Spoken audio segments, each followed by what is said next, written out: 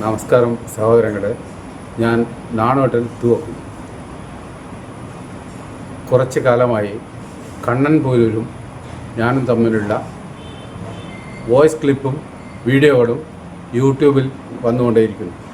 അതിൻ്റെ നിജസ്ഥിതി മനസ്സിലാക്കാൻ വേണ്ടി കണ്ണൻ പോലൂർ എന്നെ അപകീർത്തിപ്പെടുത്തുകൊണ്ട് കുറച്ച് വോയിസ് ക്ലിപ്പ് ഇട്ടതാണ്. അതിനാണ് ഞാൻ പ്രതികരിച്ചത്. അല്ലാതെ കണ്ണനോട് വിദ്വേഷം കൊണ്ടോ അല്ല.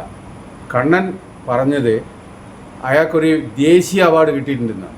അപ്പം അയാളെ സംബന്ധിച്ച് ഏത് അവാർഡ് കിട്ടിയാലും എനിക്ക് പ്രശ്നമല്ല. പക്ഷെ ദേശീയ അവാർഡ് എന്ന് പറയുമ്പോൾ കേന്ദ്ര ഗവൺമെൻറ് കൊടുക്കേണ്ട ഒരു അവാർഡാണ് ദേശീയ അവാർഡ്. ഈ അവാർഡ് കിട്ടിയില്ല എന്ന് എനിക്കറിയാം. അതുകൊണ്ട് തന്നെയാണ് ഞാനതിൽ പ്രതികരിക്കേണ്ടി വന്നത്.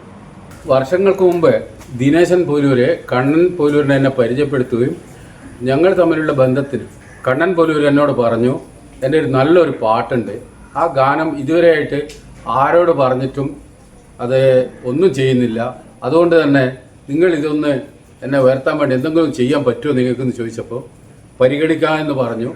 കൊറോണയ്ക്ക് ശേഷം ഞാനത് ചെയ്യുകയും മധു ബാലകൃഷ്ണനെ കൊണ്ട് പാടിച്ചിട്ട് യൂട്യൂബിലേക്ക് ഇടുകയും ചെയ്തു.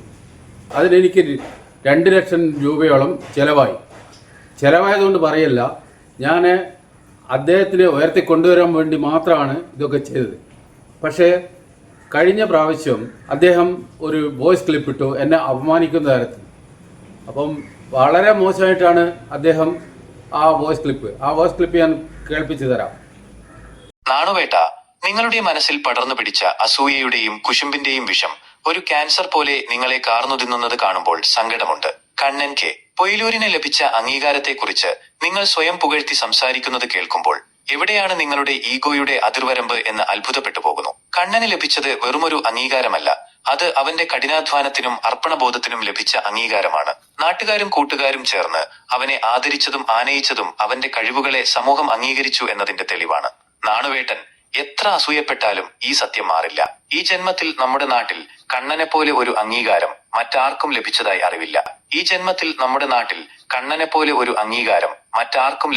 അറിവില്ല.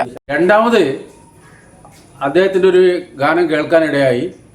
ജാസി ഗിഫ്റ്റ് കൊണ്ടാണ് ഞാൻ പാടിച്ചത്. കാരണം കണ്ണൻ പോലൂരിന് അങ്ങനെയുള്ള ജാസി ഗിഫ്റ്റ് പാടുന്ന തരത്തിലുള്ള പാട്ട് എഴുതാൻ അറിയാമെന്ന് കാണിക്കാൻ വേണ്ടിയാണ് ജാസി ഗിഫ്റ്റിനെ കൊണ്ട് ഞാനത് പാടിച്ചത്.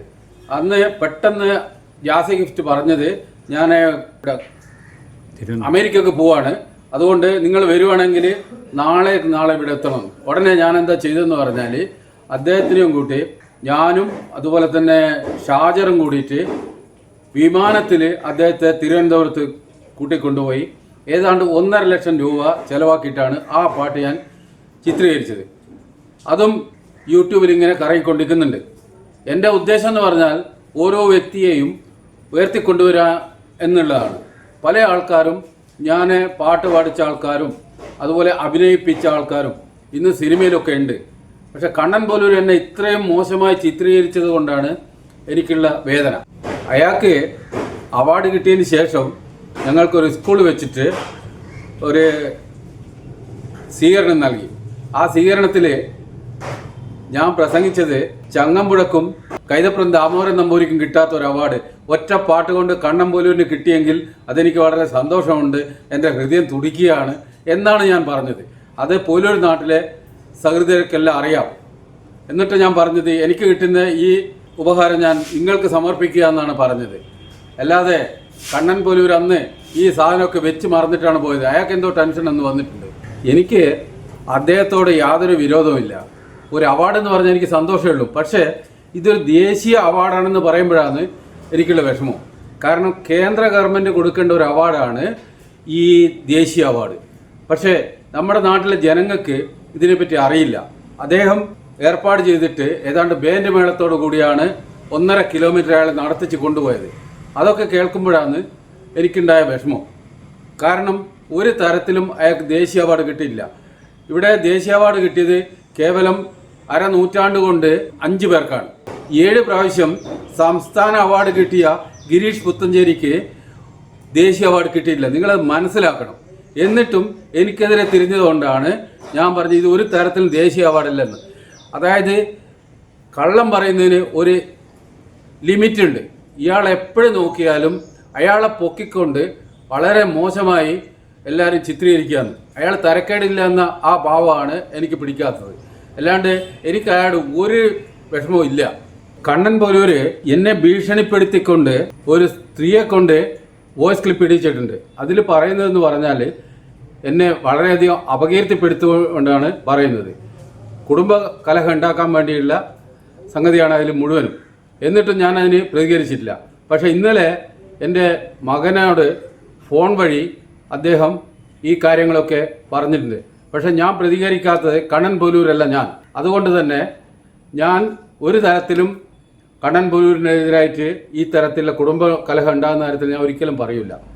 ഞാൻ അയാളുടെ സംസ്കാരമല്ല എനിക്ക്, എൻ്റെ സംസ്കാരം വേറെയാണ്. ഇന്നലെ നമ്മുടെ നിഷാന്ത് നെടുമ്പ്രം സത്യാവസ്ഥ പറയാൻ വേണ്ടിയിട്ട് ഒരു വീഡിയോ ക്ലിപ്പ് ഇട്ടായിരുന്നു.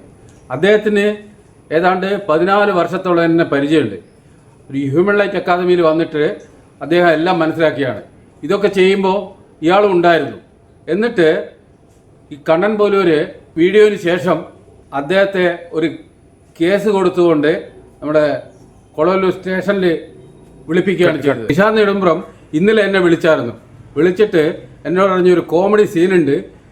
ഞാൻ ചോദിച്ചു എന്താ നിഷാദ്? അന്നേരം പറയുന്നത് എനക്കെതിരെ കണ്ണൻ പോലൂർ ഒരു പരാതി കൊളവല്ലൂർ സ്റ്റേഷനിൽ കൊടുത്തിട്ടുണ്ടെന്ന്. ഇത്രയും എന്നെ അപകീർത്തിപ്പെടുത്തിയിട്ടും ശരിക്ക് പറഞ്ഞാൽ ഞാനാണ് അയാൾക്കെതിരെ പരാതി കൊടുക്കേണ്ടത്. പക്ഷേ ആ പാവപ്പെട്ട നിഷാന്ത് നെടുമ്പ്രത്തെയാണ് അദ്ദേഹം സ്റ്റേഷനിൽ കയറ്റുന്നത്. ഇതൊരിക്കലും ശരിയല്ല. നിഷാന്ത് നെടുമ്പ്രം അതുകൊണ്ടൊന്നും ഈ വീഡിയോ ക്ലിപ്പ് നിർത്താൻ പോകുന്നില്ല. അദ്ദേഹം എന്നോട് പറഞ്ഞത് 1 പകരം 4 ഞാൻ ഇടുമെന്ന്. ആർക്കാ എതിർക്കുന്നത് ഞാനൊന്ന് നോക്കട്ടെ എന്നാണ് പറഞ്ഞത്. അതുകൊണ്ട് അദ്ദേഹം ഒരിക്കലും ഇത് നിർത്താൻ പോകുന്നില്ല. കണ്ണൻ പോലൂരിന് ഒരിക്കൽ കൂടി താക്കീത് കൂടിയാണ്. ഇത് കലികാലമാണ്. നിരന്തര പടം എടുക്കുന്ന ഒരു അവസരമാണ്. നിരന്തരം പടം എടുത്തു, പക്ഷേ വിഷയില്ലാത്തൊരു നിരന്തര. അപ്പം നിഷാന്ത് നെടുമ്പ്രവും ഞാനും സത്യാവസ്ഥ കൊണ്ടുവരാൻ മാത്രമാണ് ശ്രമിച്ചത്. അല്ലാതെ കണ്ണൻ പോലൂരിനെ ഞങ്ങൾ അപകീർത്തിപ്പെടുത്തിയിട്ടില്ല.